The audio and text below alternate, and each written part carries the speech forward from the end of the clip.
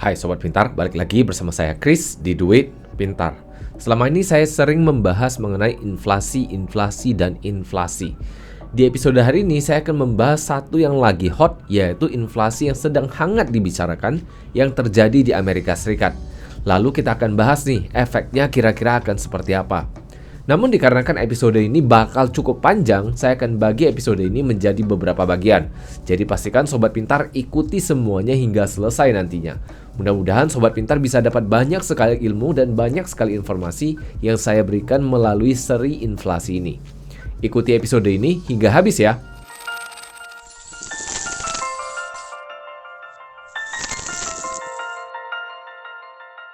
Seperti biasa nih, sebelum memulai, BPJS-nya dulu dong. Bayar pakai jempol, share, dan subscribe saja. Episode dari Duit Pintar akan selalu saya hadirkan setiap hari Senin dan Kamisnya. Jadi Sobat Pintar bisa dapatkan episode yang lebih banyak dari Duit Pintar. Sebelum kita bahas inflasi secara mendalam, saya akan berikan sedikit definisinya terlebih dahulu agar Sobat Pintar bisa dapat apa yang terjadi sebenarnya ketika ada inflasi. Kemudian kita akan bahas sedikit mengenai sejarahnya yang terbilang sebenarnya cukup panjang. Sampai akhirnya nanti kita akan bahas apa yang terjadi di Amerika Serikat dan apa dampaknya kepada kita. Di episode sebelumnya, setiap kali saya ketika membahas mengenai inflasi, saya selalu mengatakan, inflasi adalah kenaikan harga dari barang dan jasa yang kita pakai selama 6 bulan berturut-turut. Itu sebenarnya istilah yang cukup teknis. Namun mungkin kalau kita mau menggunakan bahasa yang lebih manusiawi ataupun bahasa yang lebih relate kepada Sobat Pintar mungkin bisa sering bertanya seperti ini. Kok setiap tahun harga barang makin lama makin mahal ya? Dan mungkin ada di antara beberapa Sobat Pintar yang ada berlangganan di beberapa rumah makan ataupun restoran tertentu. Dan sering sekali Sobat Pintar akan berkata, kok makin lama porsinya makin kecil sih? Ataupun mungkin yang sering terjadi adalah setiap ada kenaikan gaji, kita tetap merasa, kok gaji saya nggak cukup-cukup ya? Kok saya nggak tambah kaya ya? Hal-hal tersebut merupakan dampak utama dari yang namanya inflasi. Namun nggak afdol nih kalau kita bahas inflasi tanpa membahas sedikit dulu sejarahnya dan gimana inflasi ini bisa terjadi. Untuk sejarahnya sendiri saya nggak akan tarik terlalu panjang, saya nggak akan tarik terlalu jauh, namun saya akan tarik dekat dengan akhir dari Perang Dunia Kedua, yaitu di tahun 1940-an. Di tahun 1940-an terjadi yang namanya Perjanjian Bretton Woods, yang mana sebenarnya Perjanjian Bretton Woods ini diadakan dikarenakan maraknya perdagangan di dunia. Yang seperti kita ketahui, kolonialisme terjadi dikarenakan 3G, Gold, Glory, Gospel. Ya, salah satunya ya gold tadi. Dikarenakan gold yang tadi yaitu dapat duit, negara-negara ini melakukan perdagangan bukan hanya secara domestik, tapi juga secara internasional. Hal inilah yang memicu terjadinya perjanjian dari si Bretton Woods ini. Dulu tahun 40-an dengan sekarang ya mungkin akan jauh berbeda. Kalau kita berbicara sekarang ya mau cek nilai tukar mata uang tertentu, tinggal cek di internet udah dapet. Kalau dulu itu kan nggak bisa seperti itu. Maka dulu itu ada masalah dari nilai tukar. Penentuan nilai tukar antara satu pedagang dengan pedagang lain ataupun satu negara dengan negara yang lainnya. Hingga akhirnya ini menimbulkan masalah yang membuat Bretton Woods ini juga dimulai diskusinya. Walaupun akhirnya diskusinya dimulai dari tahun 40-an, selesai benar-benar terimplementasinya itu hampir di tahun 1960.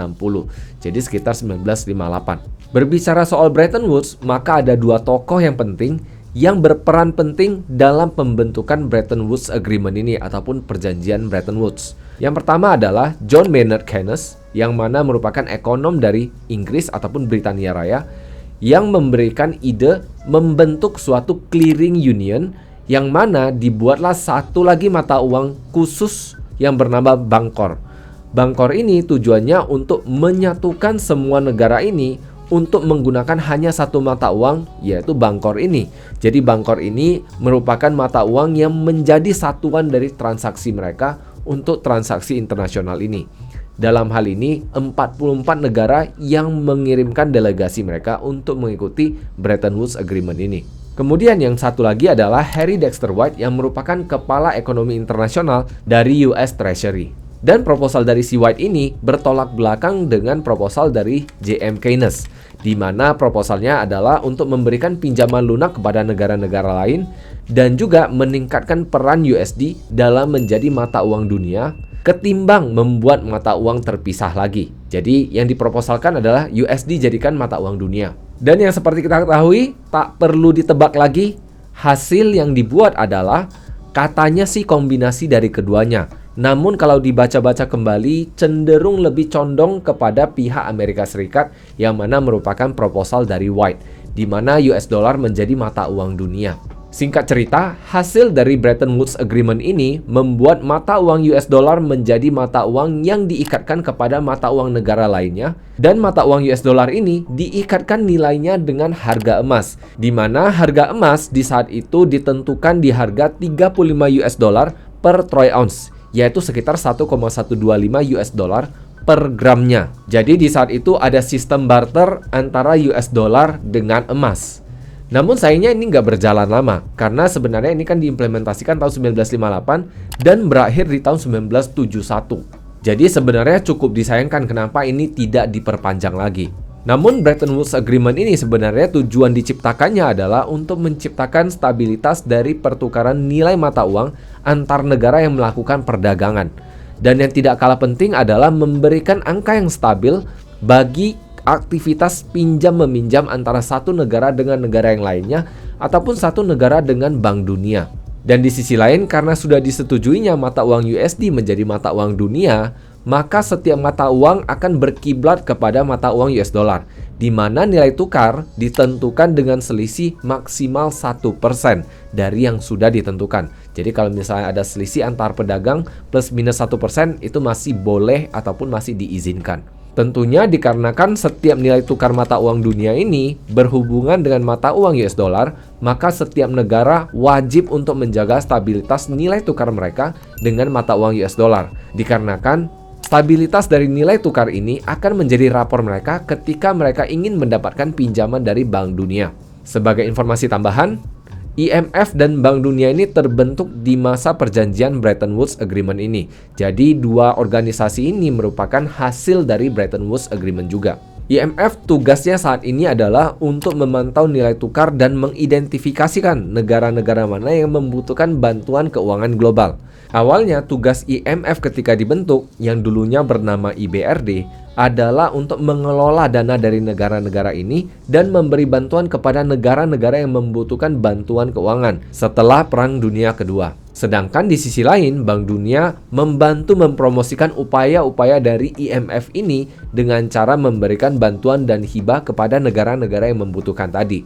Namun seperti yang saya sebutkan tadi, sistem Bretton Woods Agreement yang sangat bagus ini yang nilainya diikatkan dengan nilai US dollar akhirnya diselesaikan ataupun dihentikan oleh Presiden Richard Nixon pada tahun 1971.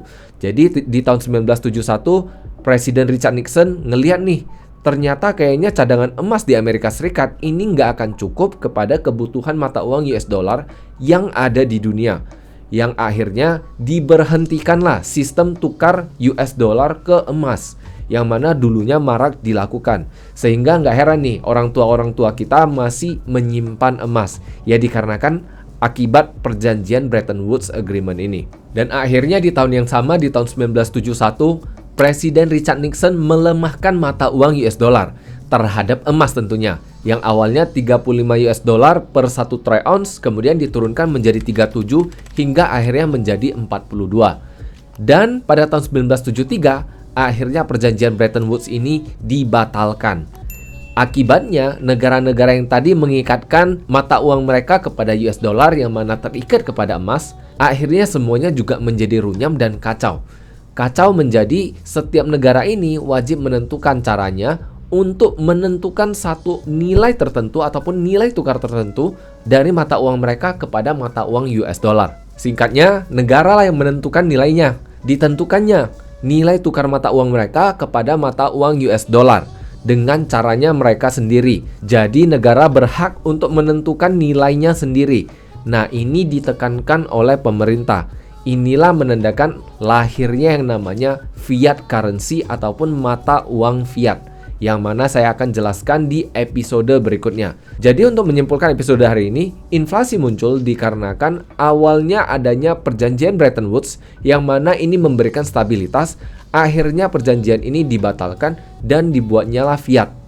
Nah, Nantinya kita akan bahas mengenai bagaimana fiat ini bisa membuat inflasi lebih jauh dan akhirnya memberikan dampak yang tadi. Mengapa porsi makannya makin kecil, mengapa barang makin lama makin mahal, mengapa gaji naik tapi kita nggak kaya-kaya. Nah, ini kita akan bahas di episode berikutnya. Jadi pastikan Sobat Pintar sudah subscribe dan like episode hari ini. Itu saja episode hari ini. Terima kasih sudah menyimak. See you in the next episode and bye-bye.